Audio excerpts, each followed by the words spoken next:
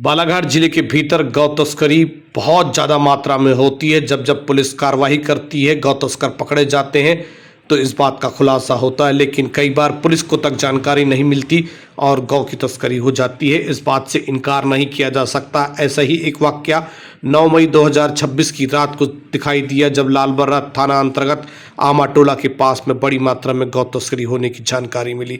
Police ने दबिश दी, लेकिन इस दौरान एक बड़ी जानकारी और मिली कि लगभग 80 मवेशियों से भरा हुआ एक कंटेनर सिवनी जिले की ओर फरार हो गया। जिस बात की सूचना सिवनी जिले को दी गई और पूरा का पूरा बरघाट छावनी में तब्दील हो गया। जैसा कि आप तस्वीरों में देख रहे हैं, रात के अंधेरे में कंटेनर लगातार फरार हो रहा है, गाड़ियां उसका पीछा कर रही है, लेकिन उसके बाद भी कंटेनर पुलिस की वेन को चकमा देकर कहीं अंधे रास्ते में मुड़ जाता है और उसका पता नहीं चलता।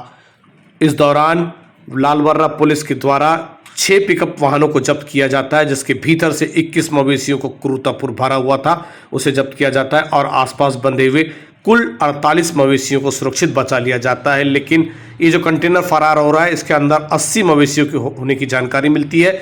जब पुलिस इन पिकअप वाहनों पर कार्रवाई करती है, इस दौरान पिकअप चालक फरार हो जाते हैं। लगभग 6 लोग की होने की जानकारी मिलती है। पुलिस सभी पिकअप वाहन को जब्त करती है। सभी 48 मवेशियों को सुरक्षित थाने में पहुंचाई जाती है।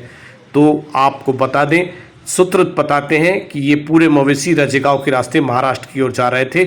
मतलब आप समझ सकते हैं, नेशनल हाईवे के रास्ते हो सकता है, क्योंकि अब इन्हें शहर के भीतर प्रवेश नहीं करना है।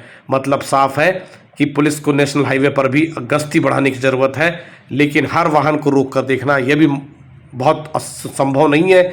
इसलिए गौ तस्करी पर बड़ी कार्रवाई करने की पुलिस को लगातार जरूरत है, जिससे गौ तस्करी थम सके। लेकिन लगातार पुलिस कार्रवाई करती है, बावजूद उसके इस तरह के मामले सामने आते रहते हैं। देखना अब यह है इस मामले में पुलिस किस तरह से खुलासा करती है, इस मामले में कौन सा गिरोह काम कर रहा था, पुलिस क्या जानकारी देती है, हम आपको जल्द बताते हैं।